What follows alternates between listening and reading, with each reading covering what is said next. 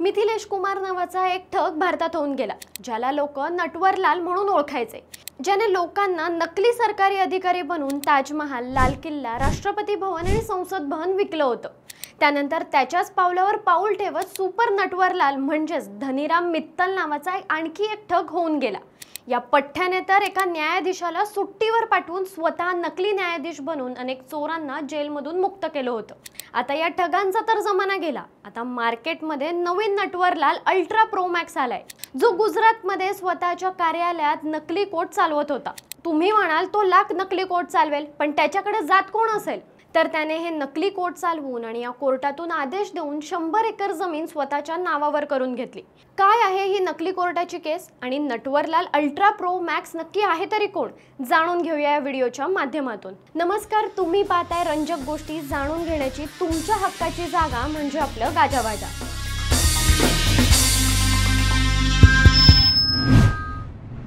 गुजरातच्या गांधीनगरमध्ये नकली कोर्ट म्हणजेच ट्रायब्युनल चालवणाऱ्या या माणसाचं नाव आहे मॉरिस सॅम्युअल। त्याने स्वतःच्या कार्यालयात एकदम कोर्टासारखं दिसणारं नकली कोर्ट बनवून घेतलं होतं, ज्याला त्याने एक ट्रायब्युनल म्हणून घोषित केलं होतं आणि या नकली कोर्टाचा त्याने स्वतः खरा न्यायाधीश घोषित केला होता। आता ट्रायब्युनल म्हणजे एक असं कोर्ट जिथे विशिष्ट प्रकरणांवर निर्णय घेतले जातात। ट्रायब्युनल हे सामान्य न्यायालयांपेक्षा थोडं वेगळं असतं, जिथे विशेषतः प्रशासनिक, कामगार किंवा आर्थिक वाद सोडवण्यासाठी काम करतात। त्याशिवाय ट्रायब्युनल हे लवकर निर्णय देण्यासाठी मदत करतं। याचाच फायदा मॉरिस सॅम्युअल आणि त्याच्या सहकाऱ्यांनी घेतला।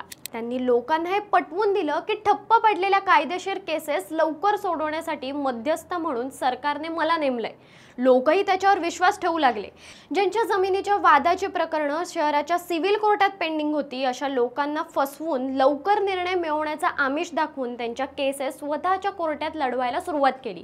केस लढवणारे वकील सुद्धा त्यांचेच साथीदार असायचे। त्याशिवाय त्याचं कार्यालय खरंखुरं कोर्ट वाटण्यासाठी तिथे त्याचे काही साथीदार वकील आणि न्यायालय कर्मचारी म्हणून काम करायचे।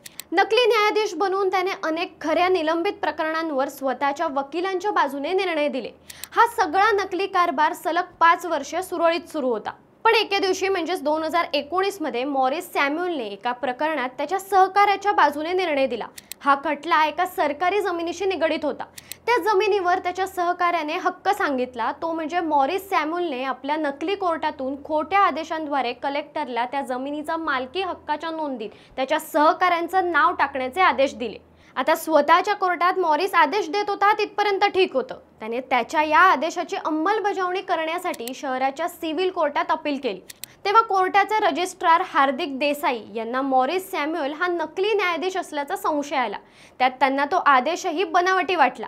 कोर्टाच्या रजिस्ट्रारने संशय व्यक्त केला आणि त्यानंतर तपास सुरू झाला। या तपासात पोलिसांच्या हे समोर आलं की मॉरिस सॅम्युअल हा 5 वर्ष हे नकली कोर्ट चालवत होता, तरी कोणालाच त्याच्यावर संशयही आला नाही।